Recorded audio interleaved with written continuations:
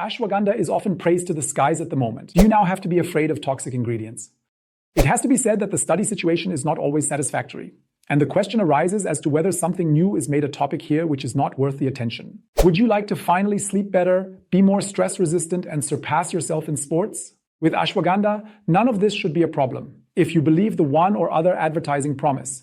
You can also see lots of posts on Instagram and YouTube hyping this product. But can a plant-based supplement have such a strong and versatile effect? I myself am always cautious when something is supposed to work in so many different areas. What the current state of research says and which groups of people should not supplement the Ayurvedic medicinal plant under any circumstances, because that is also important to know. Keyword high blood pressure, pregnancy, I explain that now in the video.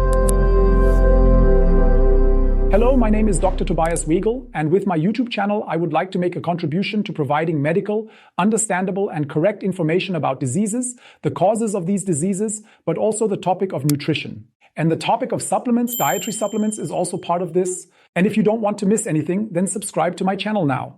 The ashwagandha plant, which is also known as sleeping berry or winter cherry in German, has been used in traditional Indian medicine for several thousand years. So there it's more or less something very traditional, old, nothing new. It is said to be able to counteract stress, anxiety, sleep disorders, and even fertility problems, among other things, and is also very well tolerated. So it's no wonder that the Ayurvedic herb is now also booming on the Western supplement market. And now let's take a quick look at a few basics. What is ashwagandha? Ashwagandha is an evergreen berry shrub from India, North Africa, and the Middle East, whose botanical name is Withania somnifera. Although the reddish berries of the shrub may immediately catch the eye, it is primarily the roots and leaves of the nightshade plant that are used in Ayurvedic medicine. They are traditionally processed in powder form. Nowadays, however, there are also supplements in the form of capsules, teas, and many different types. But what makes ashwagandha so popular as a medicinal plant? It is rich in various secondary plant substances, which are said to have antioxidant and anti-inflammatory effects, among other things. That's a good thing, especially the so-called alkaloids, which can also have a psychoactive effect on us. Caffeine, nicotine, cocaine, and atropine, for example, are also alkaloids. So is the effect of ashwagandha now comparable to drug use? That is very important right now. In the dosage and in the form in which alkaloids are found in ashwagandha root, only a mild stimulating effect can normally be expected, as is the case with caffeine, for example, coffee. But beware. The fruit contains a significantly higher alkaloid content and is therefore inedible and also poisonous in larger quantities. A typical example of the saying, the dose makes the poison. Other important plant substances in ashwagandha are the so-called withanolides. They are considered natural steroids and are said to have a positive influence on our hormone balance. This applies in particular to the sex hormones, the stress hormone cortisol, and the thyroid hormones. So influence on sex hormones, keyword testosterone, cortisol, and thyroid hormones. Let's take a look at exactly what positive health effects ashwagandha is said to have thanks to its bioactive ingredients. Alleged effect of ashwagandha. Do you sometimes wish you had a miracle pill, a miracle cure that would get rid of all your minor and major everyday ailments in one go? Of course, we all want that. And I would also say that whoever develops something like this will probably win a Nobel Prize and above all be damn rich. With ashwagandha supplements, you can quickly get the impression that this is exactly what they do, at least if you listen to today's fitness influencers. Among other things, the Ayurvedic herb is said to be able to reduce stress and anxiety symptoms, improve sleep, and increase physical and mental performance. There are a growing number of scientific studies. And that's a good thing, so there are scientific studies and more of them that have investigated whether ashwagandha actually offers these and the other health benefits. Ashwagandha for stress and anxiety. And that's exactly what we're going to take a closer look at now. One of the most researched areas of application for ashwagandha in recent years is its effect on stress and anxiety symptoms. Again, it has been used in Indian medicine for a very long time, but that doesn't necessarily mean that it works. But in a meta-analysis from 2022, the results of 12 studies from the last few decades were evaluated. And the research team there came to the following conclusion: that ashwagandha supplementation can indeed significantly reduce the symptoms of stress and anxiety in both healthy and mentally ill study participants by taking it for several weeks. So these are very important findings for both sick and healthy people. It is now assumed that this effect is due to the activating effect of ashwagandha on the GABA neurotransmitter. GABA is a very important neurotransmitter, so to speak, and it is activated. And this is a messenger substance, this GABA, in our brain that has a calming and anxiety-relieving effect. Ashwagandha also appears to be able to lower the level of the stress hormone cortisol. This is also very good. In some cases, the effect of ashwagandha is even compared to the effect of benzodiazepines, a special group of anxiolytic sedative drugs. Benzodiazepines, for example, Tavor, diazepam, Valium, and it has to be said quite clearly now, Ashwagandha cannot replace your prescribed medication, nor should you try to treat severe anxiety or even depression symptoms on your own with ashwagandha supplements. If you have anxiety disorders or depression, then you should see a doctor. If you are taking benzodiazepines or other medications for this purpose, do not replace them with ashwagandha on your own. You can discuss with your therapist, psychotherapist, family doctor, or psychologist whether ashwagandha is suitable for you as a complementary measure. It's important to know who should definitely avoid taking it. I'll go into this again at the end of the video, and then I'll tell you exactly. If you just want to reduce your everyday stress levels, ashwagandha can help you to do so. However, please also note that this was pointed out in the meta-analysis in the study I just showed, that the studies analyzed sometimes have methodological weaknesses, and this is often the problem with dietary supplements in particular, too few or too specific participants. Either way, you should not rely on supplements alone. Supplements are not miracle cures, they are nutritional supplements, but also take other methods to reduce stress. What causes stress? Can sport help? More sleep? If you have any experience of taking ashwagandha to reduce stress, please post it in the comments. I would be very interested to hear about it. Ashwagandha for sleep disorders. Do you often have trouble falling asleep or staying asleep? You often hear that melatonin is important. Supply and demand for ashwagandha products are also steadily increasing in this area. And I'm curious to see when influencers will stop advertising melatonin and start advertising ashwagandha for sleep disorders. Another meta-analysis from 2021 looked at the scientific evidence for this. And due to the limited number of studies to date, there are not really many studies on the influence of ashwagandha on sleep quality. Only 5 studies were included. These were looked at. This limited selection of 5 studies actually indicates an improvement in sleep quality through several weeks of ashwagandha supplementation. What exactly this mechanism is based on, however, is not yet fully understood. And for this reason, the research team, the authors, consider larger studies to be important, particularly with regard to dosage, duration of use, and importantly, the consequences of long-term use. I would also always say that there is no effect without side effects, or rather, there are always 2 sides to the coin. And this can sometimes only become noticeable over a longer period of time.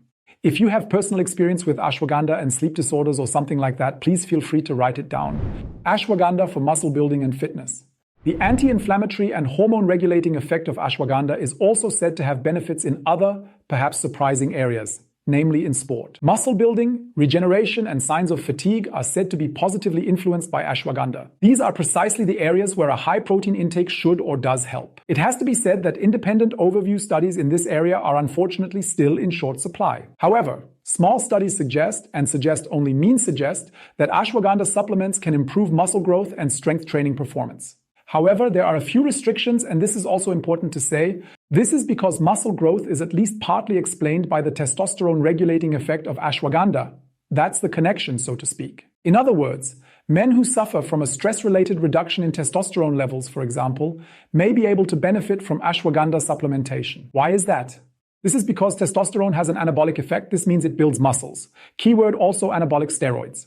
In men with normal testosterone levels and women, this effect is therefore negligible. So it can be assumed that if you have no problem with the testosterone level, ashwagandha has no effect. However, athletes can presumably benefit from the cortisol-lowering effect regardless of their gender. The stress hormone cortisol has a catabolic effect. This means it breaks down muscle, and the oxidative and anti-inflammatory properties seem to have a positive effect on muscle regeneration. Ashwagandha and fertility disorders. Ashwagandha's potential fertility-enhancing effect is also explained by its testosterone-regulating effect. Infertility and the unfulfilled desire to have children are, logically, a stressful and frequent issue for people. And the possible causes, which is very important, are often numerous, and there is no miracle cure, no miracle measure against them. Hormonal imbalances are a frequent trigger. The antioxidant and hormone-regulating effect of ashwagandha is said to help improve sperm count and sperm quality in men. Women should also be able to benefit from this if necessary.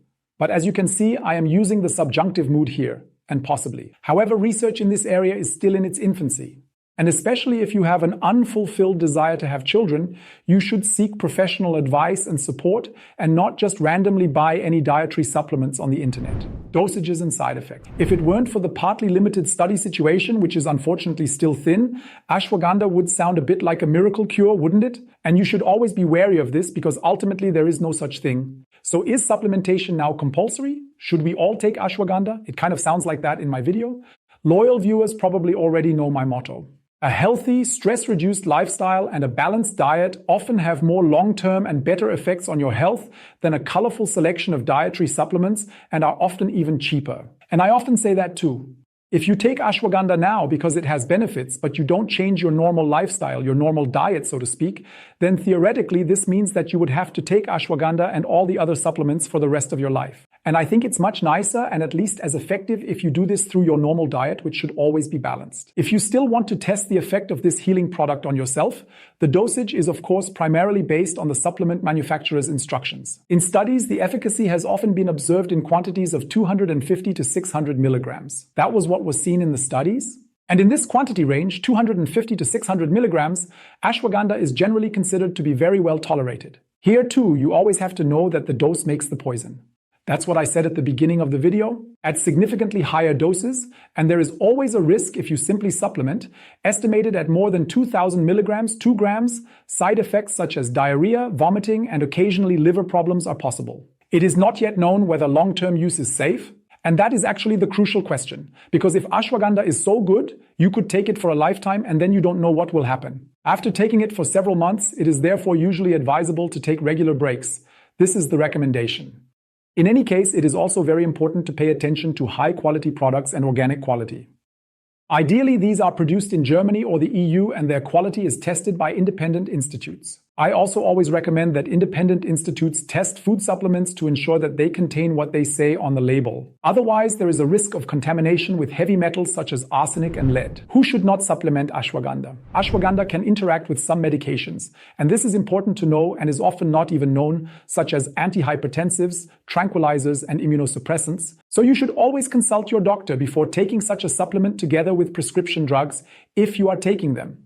This is very important. Interaction is actually one of the most common topics that people don't even pay attention to or talk about. Pregnant women and people with stomach ulcers and liver disease should also avoid ashwagandha. If you would like a second part on the effects of ashwagandha, for example on thyroid disorders, high blood pressure or dementia, please let me know in the comments. And then I'll also make another video about it because you can see that ashwagandha is actually a big topic and I've already taken care about a part of it because it kind of looks like it. It might be a kind of miracle cure, but we don't know exactly what the long-term effects will be, and that's why you shouldn't overdo it here. Thank you very much and stay loyal to me.